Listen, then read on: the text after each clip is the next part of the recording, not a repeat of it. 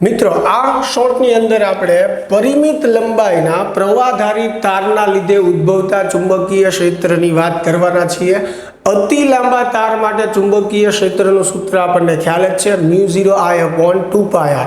પણ પરિમિત લંબાઈનો જ્યારે તાર હોય, દાખલા તરીકે આ કોઈ તાર છે અને આ તારથી અહીંયા r અંતરે આવેલા P બિંદુ પાસે આપણે ચુંબકીય ક્ષેત્ર મેળવવું છે, તો આ તારના લીધે P બિંદુ પાસે ચુંબકીય ક્ષેત્ર μ0I/4πr કૌંસની અંદર sin θ1 + sin θ2 જેટલું થશે, જ્યાં r જે છે એ તારથી બિંદુનું અંતર છે।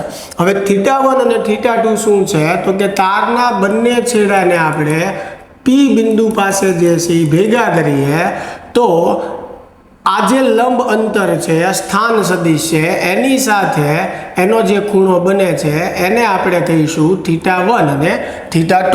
એટલે અહીંયા sin θ1 અને sin θ2 જે છે એ આ ખૂણાઓના આધારે આવે છે। હવે ઘણી વખત સમશિતિજ સાથે એટલે કે આ તાર સાથેના ખૂણાઓ પણ ગણવામાં આવે, તો આ જ સૂત્રની અંદર સાઇનની બદલે કોસ જે છે આવશે। એટલે જ્યારે પણ પરિમિત તારના લીધે ઉદ્ભવતું ચુંબકીય ક્ષેત્ર આપણને પૂછવું હોય ત્યારે આ સૂત્રનો ઉપયોગ કરીને આપણે મેળવી શકીએ છીએ। હવે આના પરથી અતિ લાંબા તારનું ચુંબકીય ક્ષેત્ર પણ મળે। અતિ લાંબા તાર માટે θ1 અને θ2 જે છે એ 90 થશે। અહીંયા તમે 90 મૂકશો એટલે 1 + 1 2 થશે।